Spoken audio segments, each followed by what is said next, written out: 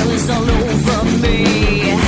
All this fake words are all shit, but what is really for real? And what I go through to believe it. Anyway, I could just to know you, to feel you, feel you, feel you. Any chance to crawl inside you, this lust for love breaks through. Every day I could just to know you, to feel you, feel you, feel you. This lust for love rings through. Before I die, I swear I will find you.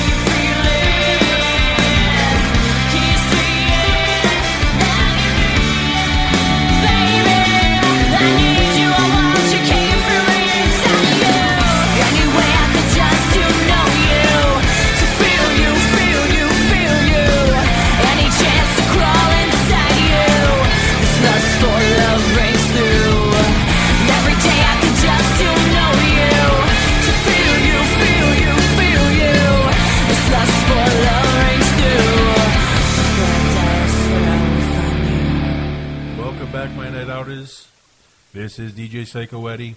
We are chatting with Mark Curtis. By the way, if you want to get in touch with us, if you want to get on the show, if you want to send me some of your music to play on the radio, hit us up on MyNightOut Radio at Verizon.net. Also, don't forget, if you want to check out some local events, some local up-and-coming events, check out MyNightOutRI.com. Also, we're on Facebook, MyNightOut Radio. Definitely check us out. Get in touch with us. We'd love to have you with us. We'd love to put you on the air and get you out there. Like I said, we have Mark Curtis with us. Now, we're going to change gears on you again, Mark. What are we talking about now? Well, we were discussing a little bit about home life. Now, being the anchor at Channel 6 for 5 years and having done all this media, multimedia stuff, you're not the famous one at home anymore. No, I'm not. I'm a has-been. Well, you're not dried out yet, but you're taking a few lumps. I can understand that. He emphasizes the yet. I like that. Yet. Well, you said you have 20 more years, did you not? Yeah, well, so you're just having a little bump in the road. Yeah. But your daughter, Allie, has definitely... Yes, we're very proud of her. Last Saturday night, my daughter, Alexandra, she goes by Allie, a very accomplished young lady and scholar, was crowned Miss Rhode Island 2015. So she'll be going to the Miss America pageant in Atlantic City, which is the finals are on Sunday, September 13th. So we're very excited, and this is just a huge thing for our family and my daughter in particular. Now, before that, she was Miss West Warwick. Yes. I also, let's not say stalking, let's just say I had a very intense, brief moment of time while I was going through your Facebook. This is how I do most of my research, by the way. Did she also have a Miss East Greenwich? Well, we lived in East Greenwich, so in 1 year she entered the Rhode Island pageant as Miss East Greenwich because we lived there, and then we moved to West Warwick. So you tend to run with whatever town or city you're in or county. She wanted to run as Miss Kent County or thought about that, but that title was already taken. So that's why you get Miss Providence College, Miss Rhode Island College, Miss Providence. It's kind of where they are in the state or in the schools in the state. All right, so now she is Miss Rhode Island. And I did notice quite a few pictures of you. You actually do clean up very well, I have to say. Yeah, well, you can dress me up, but there's a few places you can take me. Well, obviously, you can dress me up a little bit. Well, from what I also hear, you're also an accomplished cook, to the point where you've sent recipes to the top office in the state. You sent recipes to Gina Raimondo herself. It's funny. Remember last year? It was about a year ago during the campaign. She she took a lot of flack for this. She's trying to use social media and kind of engage younger people, I think, more and try to come across as more friendly. And I think also, too, wants to remind people that she's not just running for governor. She's still a wife and mom, too. And so she put out a tweet, anybody out there have any good pot roast recipes? And she got just a lot of people that just thought it was disingenuous and whatever, or just silly or unbecoming of the office of governor. But look, she put it out there, so she was coming in for an interview, and she came in one day, and I said, Madam Treasurer, I've got the easiest pot roast recipe on earth. And she goes, well, give it to me. She goes, well, give it to me after the interview. I said, no, I can tell you off the top of my head. So she called the guy that was working on her campaign and said, come on over here and write this down. All you do is you take a pot roast, okay?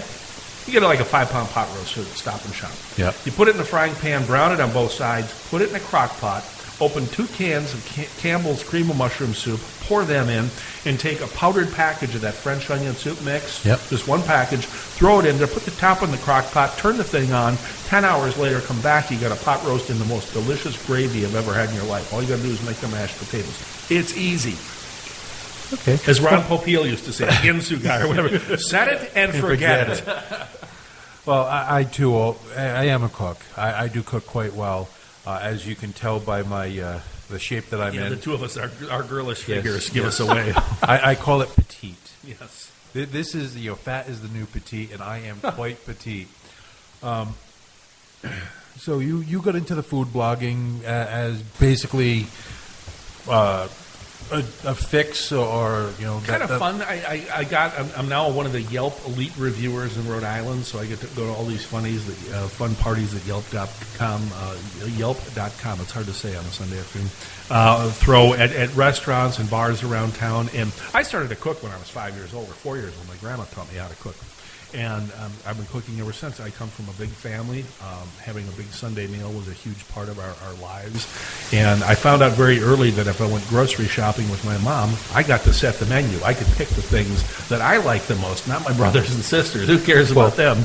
And I've been cooking ever since. Being the adventurous person that I am, I will eat just about anything. I'm looking over at Tony because he's going to start giggling because some mental image is going to pop in. By the way, thank you. Everyone say thank you next time you see Tony Jones. He is the person who does the sound and makes me sound so good. But when I would go with my mom grocery shopping or whatever, we'd always, well, what do you want for dinner? I'm the adventurous one, so let's do liver and onions. Let's try this. Yeah, I've outgrown the liver and onions phase, but I'm still the adventurous eater. You never know what you're going to have when you come to dinner at my house. But so what foods do you gravitate towards? I love seafood, and that was the big bonus. Yeah, I got to confess that I had no idea this state has the food scene that it does.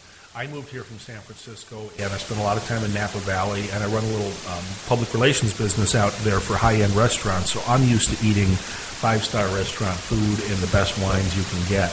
And so when I moved, I thought, oh, my God, I'm going to give this up. And I started a lot of my food writing out there, and I thought, I'm leaving the best food city in America, and I'm going where? Providence, Rhode Island? I had no idea. That Johnson & Wales was here, that Federal Hill was here, that Matunic Oyster Bar, that's my favorite restaurant in the state, by the way, and all this great seafood. I knew there was seafood here, but I had no idea there was such a culinary scene. And quite honestly, when I moved here from San Francisco, I thought, this is great. This is going to be a way for me to shoot, I'm going to shed 30 pounds really fast because I'm not going to be eating. Of course, there's a Dunkin' Donuts on every corner here, too, unlike San Francisco, but this is...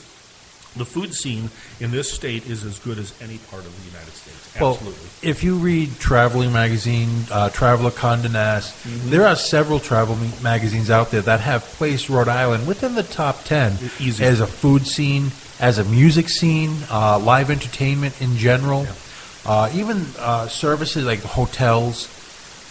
Rhode Island consistently ranks among the top 10. And I attribute that partially to we don't put up with crap. We don't want to deal with anyone else's crap. So we're going to make, I won't do it to myself. I'm not going to do it to you type of mentality. Mm-hmm. Well, yeah, I'll tell you what, the thing I learned about seafood when I lived in Pensacola, because I lived right on the Gulf of Mexico, right on the water, is seafood is best when it's freshest, when it comes right off the boat. Yeah. And you know, because I grew up in Milwaukee, I mean, the only seafood you get there is crab legs. You might get some coho salmon out of Lake Michigan. I don't know if that's even safe to eat anymore, because there's a lot more in it than just salmon. The red tubes of seafood salvage. It's like you watch The Simpsons, there's that fish with the 3 eyes Blinky. outside the nuclear power plant. Blinky, yes. Blinky, I didn't know that was his name. But anyway, you know, I was spoiled living in Florida, right on that water, and getting buying shrimp right off the boats, right after they came to shore. Yeah. And so I learned that, and then to come here and be able to go and get fresh lobsters or scallops or anything right out of the bay is just I got to say, clams. it is not any stretch of the imagination why I look the way I do. Because I started off, my first couple of jobs have been in restaurants. Granted, they weren't the fast food restaurants, or they were fast food restaurants, but you got a taste because, and this is a little secret that not too many people will tell you, some of the high-end restaurants will order pizza during dinner service because they don't want to eat that high-end food. They want to have a piece of pizza. They want to have junk food. And this is going now on a national level. Anthony Bourdain. Everyone watches him. CNN now, Parts Unknown. He's got a few other shows out there. He came to Rhode Island. And the part that I find hilarious is he will go to these fine dining establishments, and in the next scene, he's eating termite pot stickers like some street vendor. and